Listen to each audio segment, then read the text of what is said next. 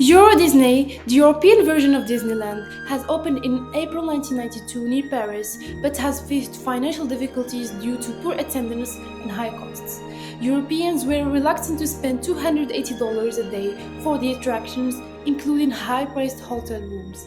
So the park has lost over $900 million by summer 1994 and attendance was lower than expected.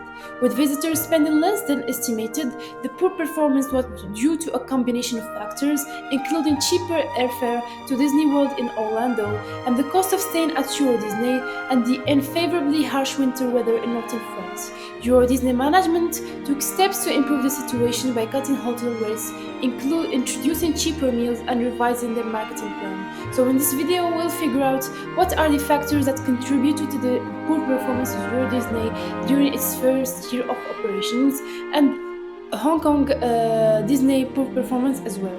So, starting with the first question, asking about what factor or factors have contributed to the poor performance or the failure of EuroDisney in both Europe and Hong Kong. So, EuroDisney's performance during its first year of operations can be contributed to several factors, including over-optimistic projections for attendance and revenues, cultural differences, and the failure to understand local customers' behavior and preferences due to the lack of marketing research, high prices compared to local alternatives, and the lack of an effective marketing strategy to attract local consumers.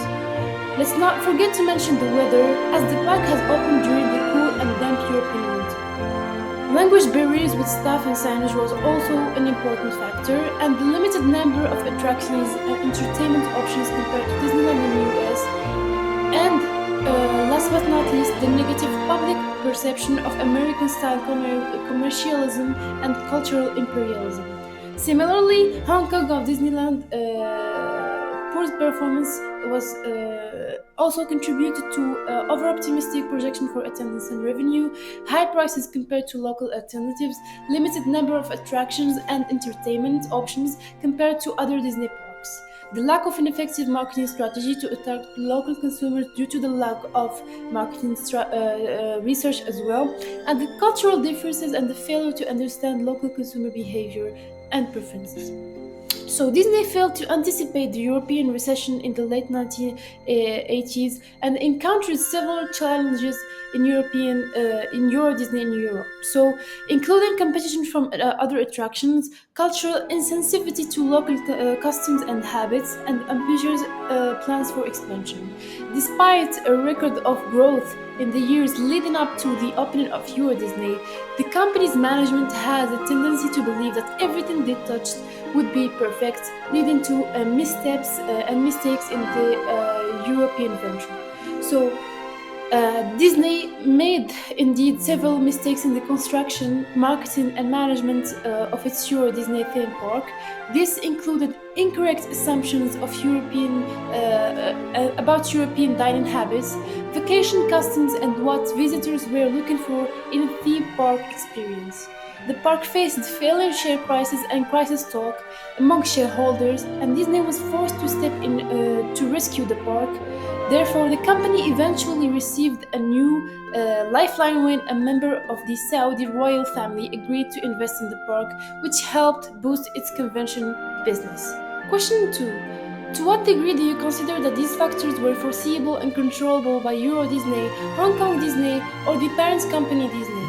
Yes, thank you, Zainab. So, after we saw the different factors that contributed to the failure or the not so great success of Disneyland in Europe and Hong Kong, we're going to move on to dig in a little bit deeper and evaluate these factors, starting from two main elements, which is how predictable or how foreseeable these factors were and how controllable they are. Starting with the foreseeability of these factors, we can mention two factors that could have been predicted in the market analysis done by Disneyland. First of all, the cultural differences. As we saw, Disney failed to anticipate the cultural differences between Europe and the US, such as the more reserved and less spontaneous European attitude towards fun entertainment. This resulted in a lower attendance and lower than expected revenue, of course. The second thing is the economic conditions. At the time of EuroDisney's opening, France was facing a recession, just like we're living today, which contributed to the park's financial difficulties. While the company was, of course, aware of the economic condition in France, it did not take sufficient steps to mitigate the impact of this recession on its operation. So these two factors were realistically predictable, and Disney should have thought about that before launching their parks in Europe. And here we can see the importance of doing market research. So doing market research will give you better understanding of your target audience, the economic situation that they're living in, and also will help you provide better offer with better prices that will guarantee you revenue. So that was for the foreseeability part. Now we're going to move to the controllability part, meaning what were the factors that Disney could have controlled. The first one, and the most obvious one, is the offer. The company could have made a greater effort to understand local market and to tailor its offering to meet local expectations. For example, it could have offered more traditional European and food options. It would appeal to local tastes, and it's a lesson that's not only seen with Disneyland but with multiple other companies. For example, there is the Starbucks example, there is the McDonald's example. The US menu, if you go anywhere in the world, you will not find the same exact menu. Of course, there are the essential items, but there are some special dishes or special offerings that are only specific to that country. So yeah, it's a common mistake for international companies or for companies that want to go international, and it should have been under the control of Disneyland. The second thing is the cost-saving measures. The company could have taken steps to reduce the high cost of admissions and make the park more accessible to a wider audience. For example, it could have offered more efficient costs or reduce their operating costs. Yes, this is just as we discussed in the predictable factor or the foreseeable factors. Europe was going through a recession, and it was a very important fact that should have been included in the market research, as well as to produce this capability to control the factors they saw. Another one that we can talk about is the marketing and promotion. The company could have implemented a more effective marketing and promotion strategy to attract a wider audience. For example, it could have partnered with local businesses or organizations to promote this product. This will not only help the company reduce its costs and have better understanding of its surrounding, it will give the company an opportunity to partner with someone who's local, who understands the market, who understands the psychology or how do people think from that region. And that would have helped Disneyland significantly. So, overall, we can see that some of the challenges faced by EuroDisney were beyond the company's control, of course, such as the recession, the difficulties that could not be mitigated, essentially. But with better planning, execution, and adaptation, I believe that Disneyland could have adapted better to the local market and attracted much better results. Moving on to question 3, asking what role does ethnocentrism play in the story of the launch of EuroDisney? Eurocentrism played a significant role in the initial launch of EuroDisney. The park was built with an American-centric approach, assuming that European visitors would embrace American cultural values. This led to missteps in the park's design and marketing, such as serving American style and failing to recognize the importance of local holidays and traditions. The initial pan-European marketing approach also failed to take into account different tourist habits and preferences across the continent. So as a result, the park indeed struggled to attract visitors and reach profitability in its early years. So Disney's expansion in the 21st century saw in addition to California Adventure Park and Walt Disney Studios theme park in Anaheim, Disney Sea in Tokyo, Disneyland in Hong Kong, and its first park in mainland China in China. The new movie themed park, where Walt Disney Studios in Disneyland Paris, was designed to pay tribute to the European film and culture and had a layout modeled after an old Hollywood studio complex. Disney learned from its mistakes and at EuroDisney and made sure to cater the different cultures in Europe. So, offering a wider selection of food and welcoming guests based on their own culture and travel habits, the root of Disney's problems at EuroDisney may have been its tremendous success in Japan's Disneyland, which led to an overconfidence in its ability to export its formula to Europe. Disneyland Paris was on the verge of bankruptcy in 205 due to several factors such as the post-9/11 tourism slump, strikes in France, and the summer heat wave in 2002, as well as criticism from guests around the park's lack of attraction and focus on American souvenirs.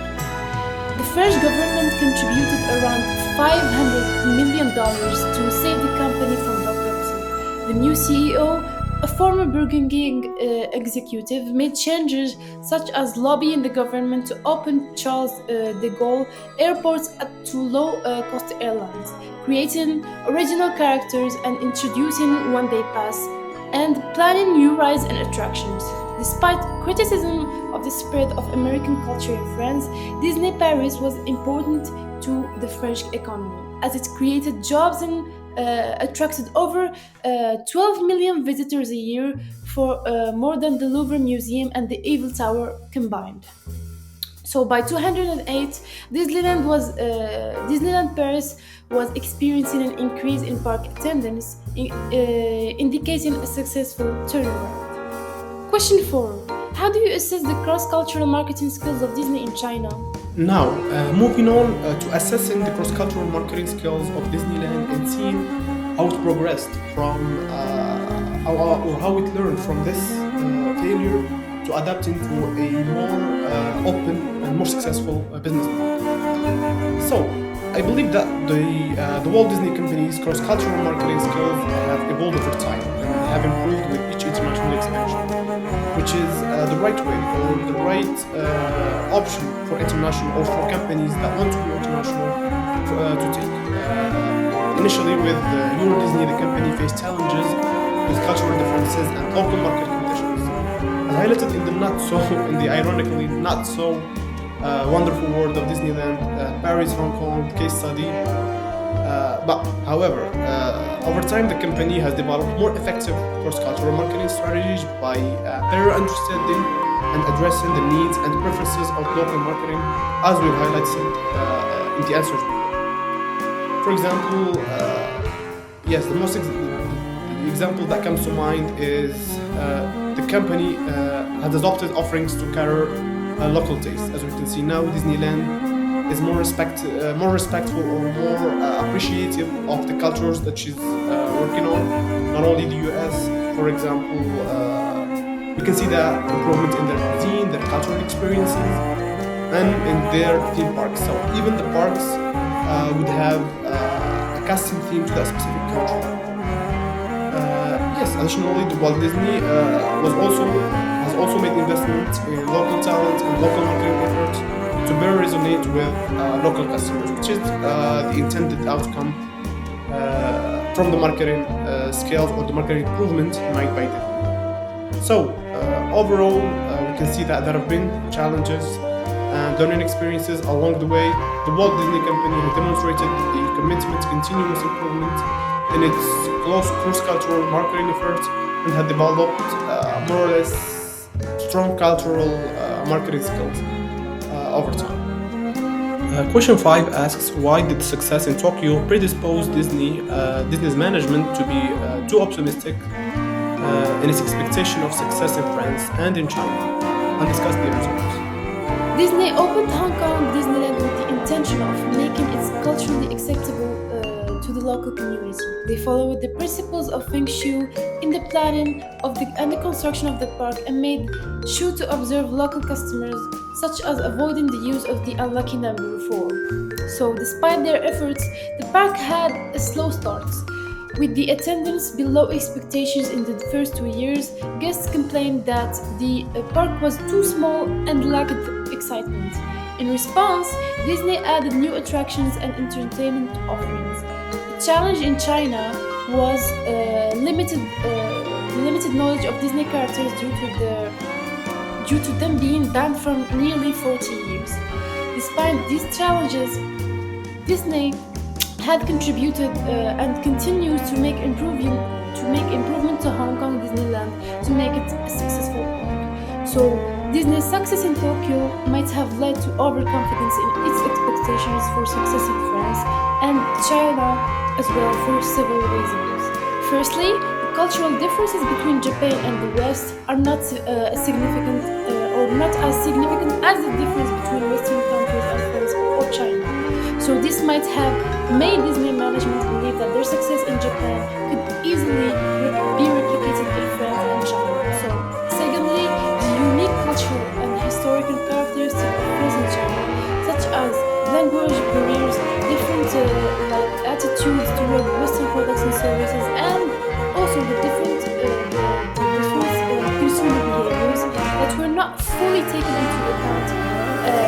So this might have led to unrealistic expectations for the level of success that could be achieved in these markets. Finally, the economic and regulatory environments in France and China are different from those in Japan and the United States. For example, the Chinese government has significant control over the media and the entertainment industries, which can impact, by result, the success of foreign companies operating in these countries.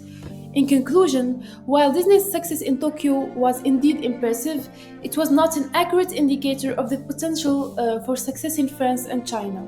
So, failing to consider cultural, historical, and economic differences between markets likely led to an overly optimistic expectations for new ventures. Question 6. Why do you think the experience in France didn't help Disney avoid some of the problems in Hong Kong? Do you think that the Shanghai park will benefit as it is open now? So, the sixth question asks whether or not the experience that Disneyland had in France has helped to enhance or to provide a better experience in Hong Kong. Well, Disney was unable to completely avoid some of the issues in Hong Kong as a result or as an outcome from the experiences in France for a number of reasons. The first one is the cultural differences. Although the business had learned from its mistakes in France and modified its operations to better suit local tastes and cultures, there were still enough differences between France and Hong Kong to pose new difficulties, which is the idea that we saw before, which is ethnocentrism.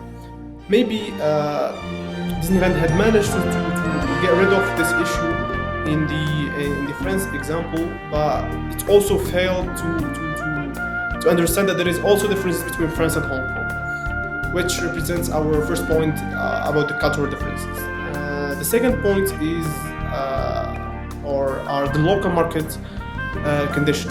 The competition and regulatory climate in Hong Kong were tighter, for the sake of the argument, were different from between France and Hong Kong, which presented another difficulty for Disney. Another condition or another factor that we can think of is lack of adaptability actually.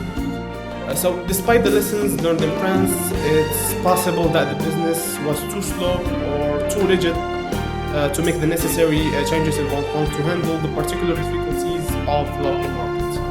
The Shanghai park, however, has benefited from the mistakes made by earlier international expansions, such as, for example, those of France and Hong Kong, in order to improve their offerings and their operations in Shanghai.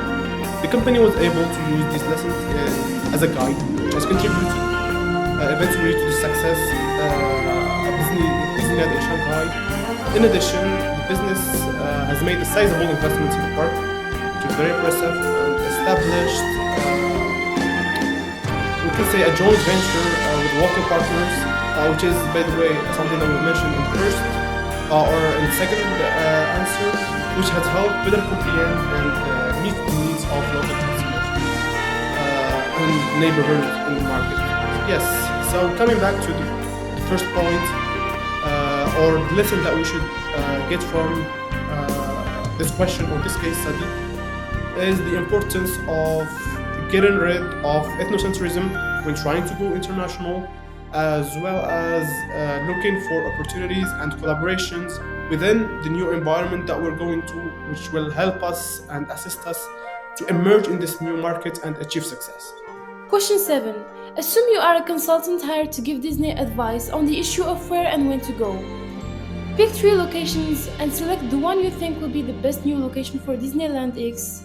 Discuss, given your choice of local X for the new Disneyland, what are the operational implications of the history of the 4 Disney parks abroad for the new park. Some of the other potential locations for Disneyland to expand its operations, it's time for my personal suggestion, which is Morocco. I believe that with the mix of both Western and traditional culture, the nation has a developing tourism industry with sizable potential customer base. And the latest statistics showed that the number of tourists that have visited Morocco in the past year was well over $10 million, which shows the potential that the Moroccan tourism industry has for having Disney. Moreover, the nation's strategic position at the meeting point of both Europe and Africa may also have or make a popular vacation spot for visitors from both continents. After weighing these possibilities that both of us have discussed, I would advise Disney to decide that Morocco would make the best new location for Disneyland X. I know it's a little bit biased, but still it's backed up by numbers and by high growth opportunities. The nation is promising market for Disney due to its expanding tourism industry, sizable potential customer base, and distinctive culture. Travelers from both continents can easily reach the nation thanks to strategic location, as well as the intersection between Europe and Africa. The operational ramification of the history of the 4 Disney parks aboard for the new park in Morocco would include the requirement to be careful or to carefully consider and address the cultural variances and local market conditions in the nation. This would entail carrying out in-depth market research, of course, providing employees with cultural sensitivity training, and providing regional cuisine and experience that are catered to the preferences of the local market. And this will come as a result or an outcome of all the experiences that Disneyland has accumulated from its failure or not so great successes in other business models all over the world. That was the last question of our case study. I would like to thank you for following with us and staying focused. I hope you liked the topic and stay tuned for our next video.